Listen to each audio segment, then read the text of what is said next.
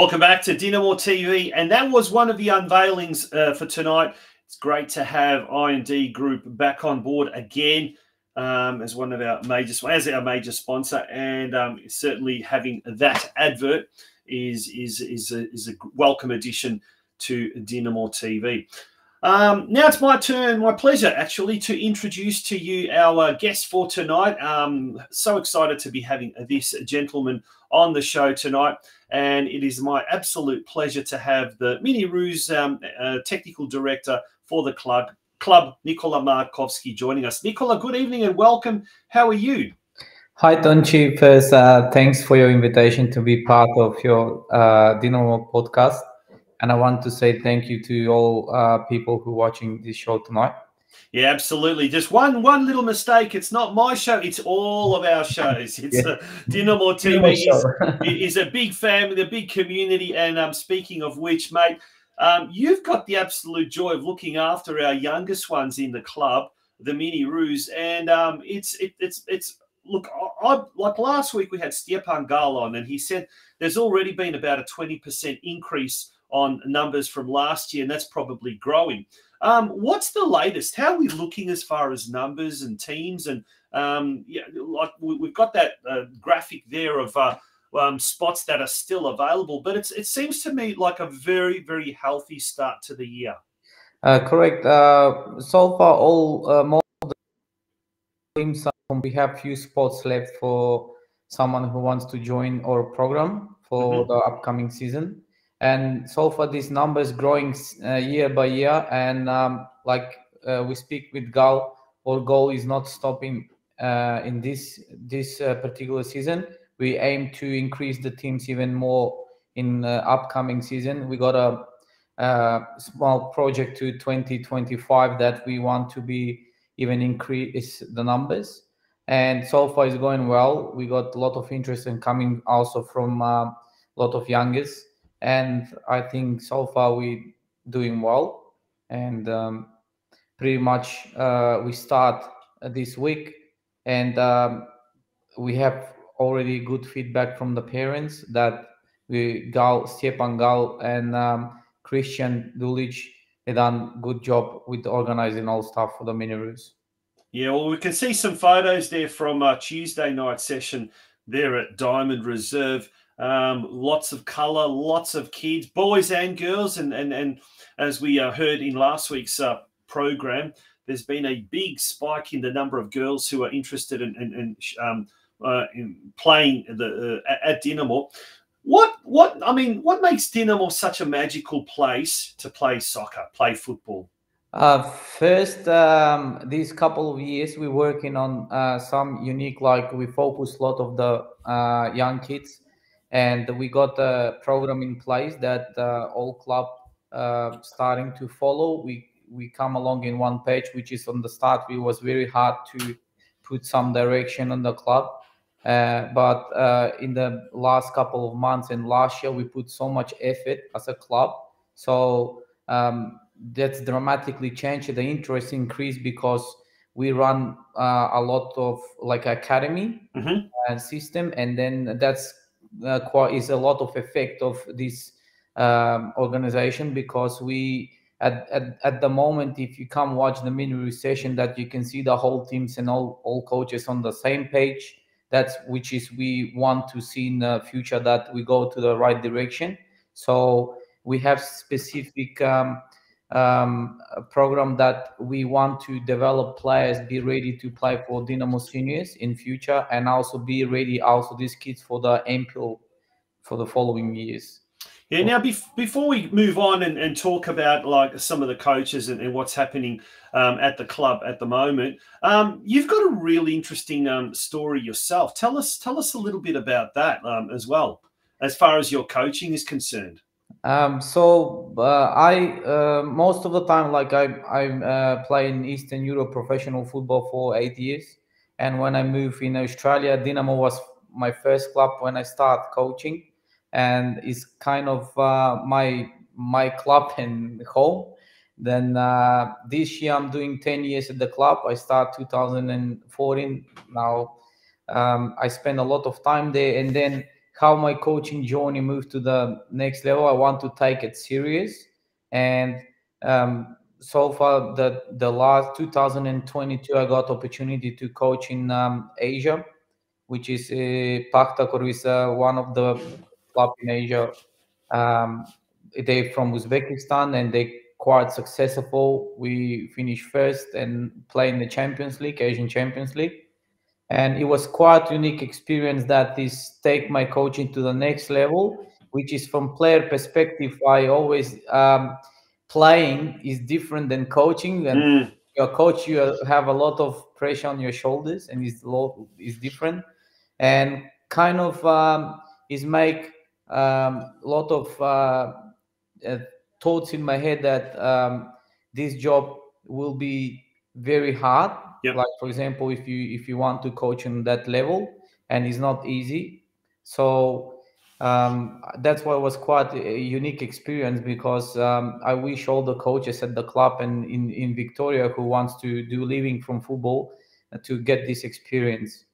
So a part of that also, I'm in Western United. This is my second year working with the senior academy. Last year and this season we get ready for round one. Kind of good environment, professional club is not much different than when I went before. Yep. But we just working with young players and we help them to become part of the A League.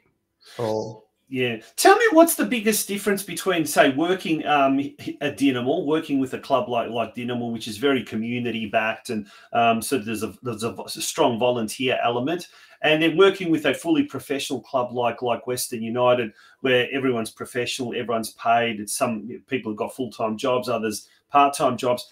What's the biggest difference apart from obviously the paid personnel?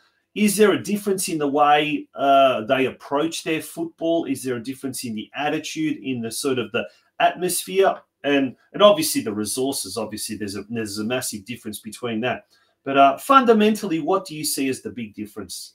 For example, working in community clubs, based community clubs, is the hardest part is that you cannot train kids like professionals, because we are here for focus on development. In the professional environment, that which is expectation is higher from the players, demand is high because they already been through some selection, and we deal with people who already we expecting that they're coming with certain level of playing football, and is most of the time these days is performance based. So when you're working in professional clubs, people expecting more of you, and in community based clubs is pretty much you focus on the kids and to help the kids to get better football players. And also the hours spending on the training. For example, in professional clubs, you're working 5 days, nearly 5 days a week. You work a lot of off the pitch, do analyze, do all these off the pitch stuff, which is no one see it, conversation with players, going to tough periods, but which is in community club base. We focus on the kids that we just training 3 nights. Some of them they do an extra academy session, but the approach is different. It's more about helpful to the kids, not put too much pressure on them because we want them to help. Is a little bit different. I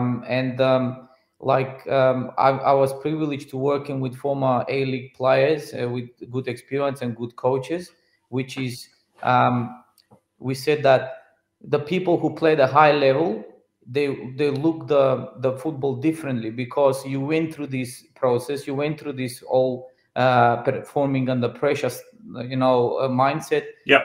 You this experience you can tell to the kids who want to make living from football, which is in community club we have totally different approach. We want to give to the kids experience most of the time. We don't want to put this through this process. We want them to love the game. So of course the talented kids from Dinamo, always like in the past we got good stats that most than 8 to 9 players from the academy of Dinamo from community level went to A-League, and which is quite, we are happy about it. We don't holding kids to stay.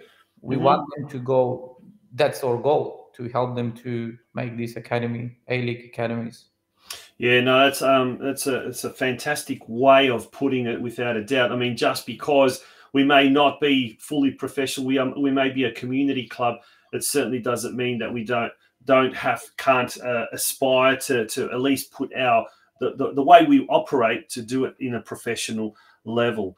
We're speaking with NIKOLA MARKOVSKI, the technical director of the St. Albans Dinamo football club. We'll also be speaking very, very shortly with the team captain of the senior men's team, Michael Grgic, and we've just received notification from Churchill Reserve that training is just about to wind up, and we'll be speaking to him in about 5 minutes' time. But Nikola, let's talk about Western United.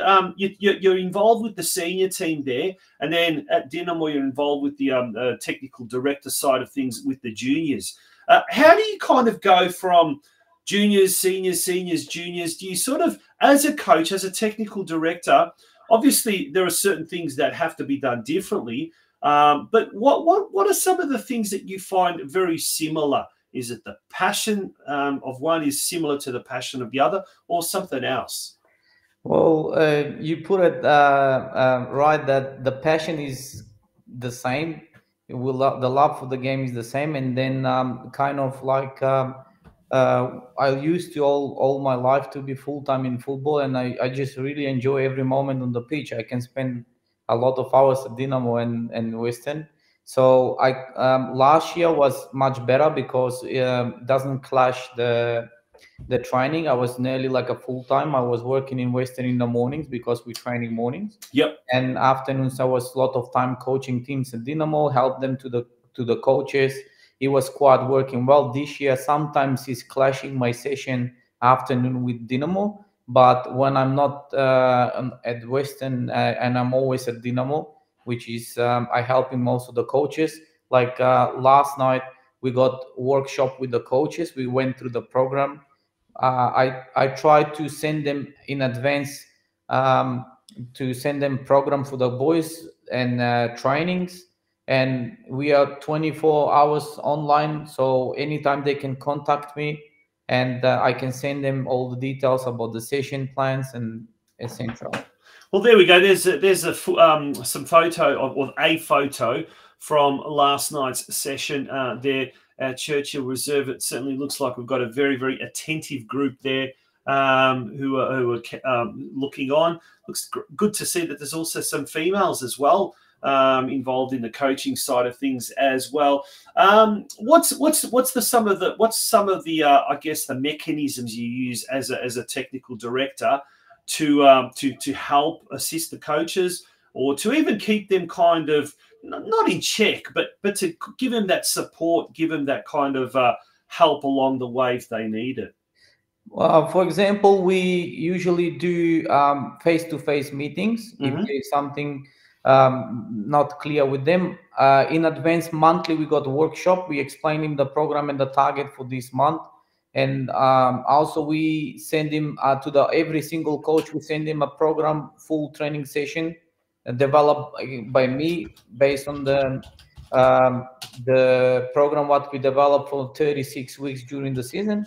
And we talk about it, we discuss, then practical on the pitch and taking sessions. Sometimes I help them, assist them when they need help, and explain in detail. So which is with MiniRoos is a little bit different than MPL teams, because we have to be able to show these skills. We have to be able to show the skills to the kids. And sometimes when some coach struggle to show some skills on the pitch, of course you have to put the boots on and show them, you know. Yeah, yep. So is a few different type of showing and helping the coaches, which is all the time I'm there. Well, it's great to see that there's such a good support in place for coaches. We do need coaches, and there's the graphic that comes up. We do need coaches for the under-14 boys. And look, with the increase in the numbers, we'll probably need more coaches. And I guess even if we've got too many coaches, we can always have assistant coaches and co-coaches, because, as you said, next year we're probably expecting an even bigger jump. And look, 22% jump so far, and we may get to 25% by the start of the season. It just shows all. It's testament to all the hard work that's happening off the field, and I guess you're very, very much part of that growth and that hard work behind the scenes.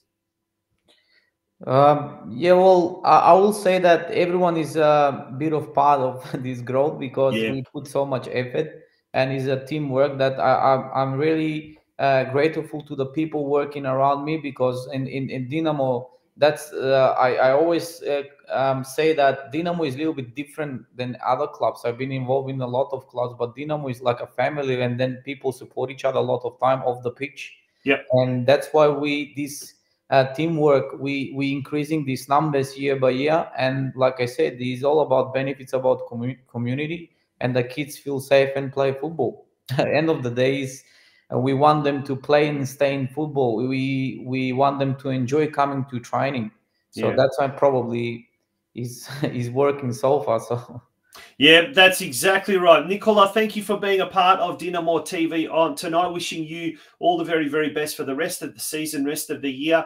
And certainly we'll look forward to having you maybe on a little bit later on in the year to give us an update as to what's happening in the MiniRoos side of things. Thanks, Tonchin. Thanks again. And I wish all the best in future. And of course, we're going to talk again. We will. That's for sure. Good on you, Nikola.